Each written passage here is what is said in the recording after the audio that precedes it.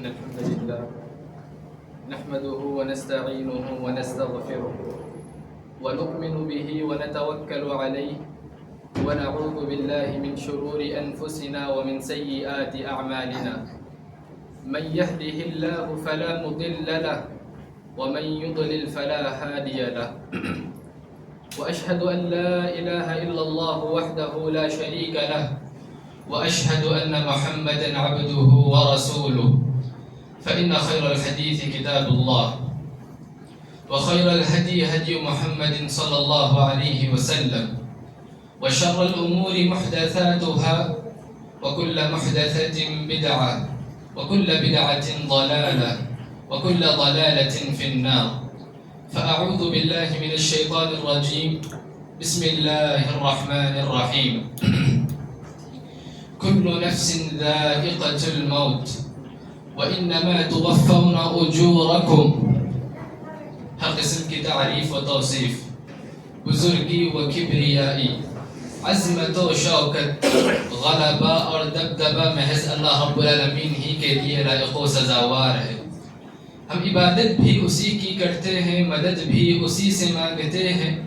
اسی پر ہمارا کامل ایمان و یقین ہے۔ ہم اپنے نفس کے شر سے اور شیطان کے شر سے اللہ رب العالمین کی پناہ چاہتے ہیں کہ جسے اللہ ہدایت دے دے اسے کوئی گمراہ نہیں کر سکتا، اور جسے وہ گمراہ کر دے اسے کوئی ہدایت نہیں دے سکتا۔ بے شمار اور ان گنت درود و سلام ہو محمد الرسول صلی اللہ علیہ وسلم کی ذات گرامی پر کہ جن کی زندگی ہم امت مسلمہ کی ہدایت کے لیے صرف ہوئی۔ اللہم صلی علی محمد وعلی آل محمد وبارک وسلم۔ سب سے بہترین بات کلام اللہ یعنی قرآن مجید ہے، اور سب سے بہترین ہدایت محمد الرسول صلی اللہ علیہ وسلم کی ہدایت ہے، اور سب سے بدترین بات دین مکمل ہو جانے کے بعد دین میں نیا کام ہے۔ دین میں ہر نیا کام بدعت ہے، اور ہر بدعت گمراہی ہے، اور ہر گمراہی انسان کو جہنم کی آگ میں پہنچانے والی ہے۔ محترم حاضرین جمعہ، خطبہ مسنونہ کے بعد قرآن مجید کی ایک آیت تلاوت کی گئی۔ رب العالمین نے فرمایا کل نفس ذائقۃ الموت، کہ ہر انسان کو موت کا مزہ چکھنا ہے۔ وَإِنَّمَا تُوَفَّوْنَ أُجُورَكُمْ يَوْمَ الْقِيَامَةِ، اور قیامت کے دن تمہارے اعمال کا تمہیں پورا اجر اور بدلہ دیا جائے گا،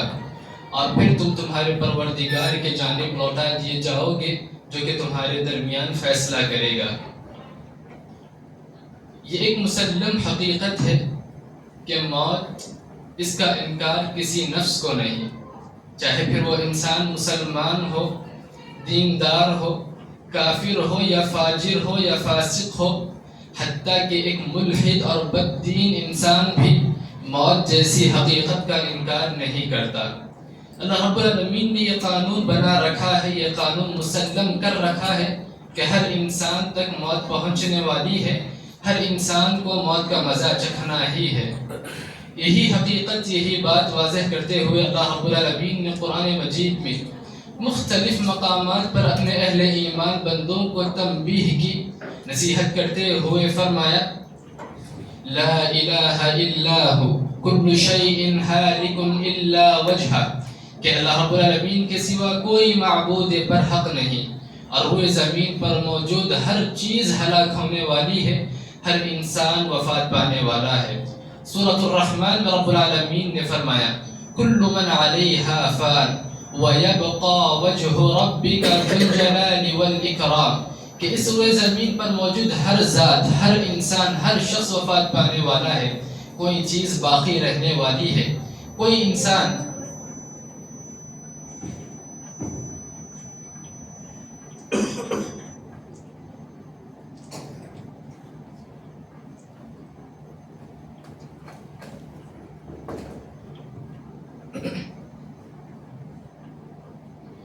روئے زمین پر کوئی چیز باقی رہنے والی ہے،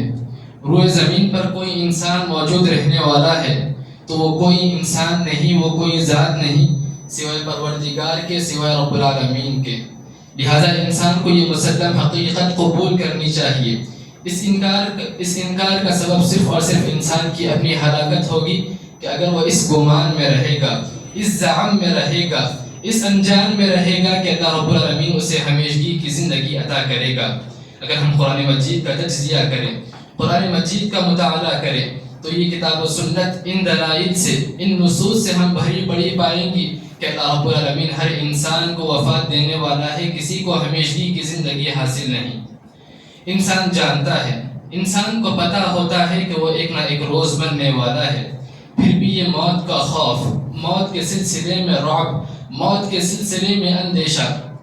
انسان کو ہمیشہ ستاتا رہتا ہے، اور انسان اس موت سے بچنے کے لیے مختلف تدابیر کو اپناتا ہے، مختلف ہیلوں کو، مختلف راہوں کو اپنانے کی کوشش کرتا ہے، لیکن نتیجتاً اللہ رب العالمین نے اپنا فرمان صادر کیا، فرمایا قل ان الموت الذي تفرون منه فانه ملاقيكم ثم تولون، کہ یہ موت جس سے کہ تم بھاگ رہے ہو، جس سے کہ تم ڈر رہے ہو، یہ موت تم تک پہنچنے والی ہے، یہ موت تم کو آنے والی ہے، تم کو اپنانے والی ہے، اور پھر تم اپنے پروردگار کی جانب جو کہ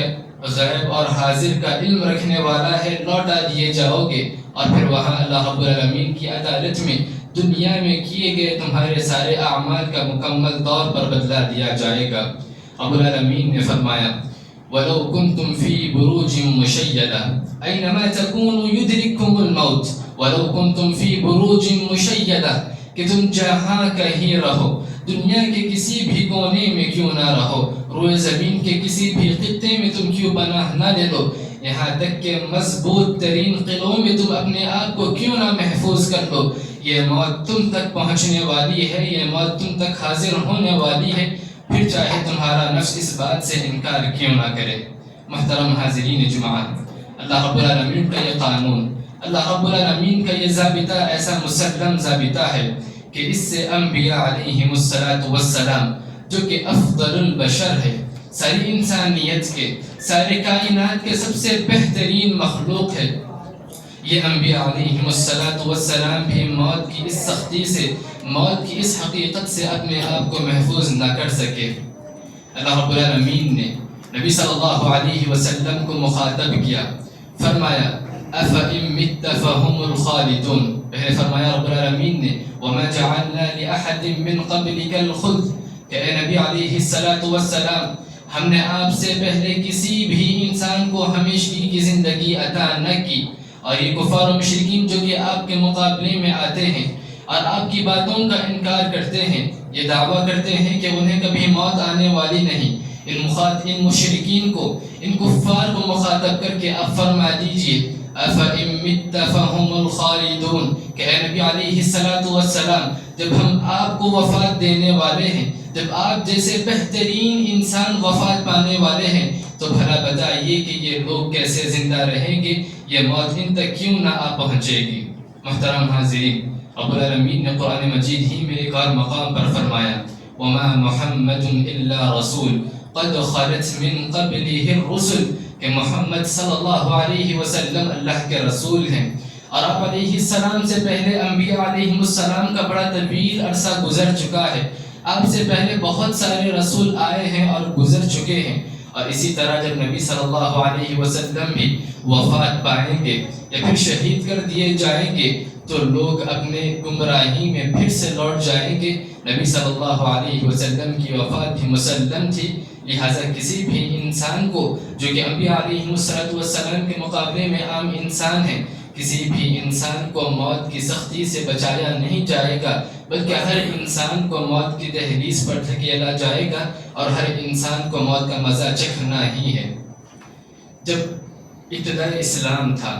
اسلام کے آغاز تھا، اسلام کی ابتدائی دنوں میں اللہ کے رسول صلی اللہ علیہ وسلم نے لوگوں کو قبروں کی زیارت سے منع کر رکھا تھا، تاکہ لوگ قبروں پہ جا کر بدعات و خرافات میں، کفر و شرک میں، ضلالت و گمراہی میں مبتلا نہ ہو جائے۔ لیکن پھر جیسے جیسے اسلام مستحکم ہوتا گیا، اللہ کے رسول صلی اللہ علیہ وسلم نے آگے چل کر صرف اس لیے اہل ایمان کو قبروں کی زیارت کرنے کا حکم دیا تاکہ لوگ اپنی موت کو یاد کریں، موت کی یاد کو تازہ کرے اور قبر کے منازل کو، قبر کے مرحلوں کو دیکھیں اور پھر عبرت حاصل کریں، نصیحت حاصل کریں۔ اللہ کے رسول صلی اللہ علیہ وسلم اپنی والدہ کے قبر پر جاتے اور خوب روتے اپنے والدہ کے وفات کے سلسلے میں، اپنی والدہ کے انجام کے سلسلے میں۔ رسول اللہ صلی اللہ علیہ وسلم نے اللہ رب العالمین سے دعا کی کہ وہ اپنے والدہ کے حق میں دعائے مغفرت کرے، لیکن اللہ کے رسول صلی اللہ علیہ وسلم کو منع کر دیا گیا۔ پھر اللہ کے رسول صلی اللہ علیہ وسلم نے اہل ایمان کو نصیحت فرمائی کہ تم بکثرت قبروں کی زیارت کرو، اس لیے کہ تمہاری قبروں کی یہ زیارت تمہیں موت کی یاد دلائے گی، تمہیں آخرت کی یاد دلائے گی اور تمہیں عبرت حاصل کرنے پر مجبور کرے گی۔ اللہ کے رسول صلی اللہ علیہ وسلم نے رب العالمین سے حقیقی حیا کرنے کا مطلب یہ بتایا کہ انسان اپنی وفات کو، انسان اپنی موت کو یاد کرے اور آخرت کے خاطر دنیاوی لذتوں کو، دنیاوی خواہشات کو ترک کر دے، چھوڑ دے۔ اور پھر رسول اللہ صلی اللہ علیہ وسلم نے لوگوں میں سب سے زیادہ عقل مند، لوگوں میں سب سے زیادہ دانشمند اور ہوشیار شخص اس شخص کو قرار دیا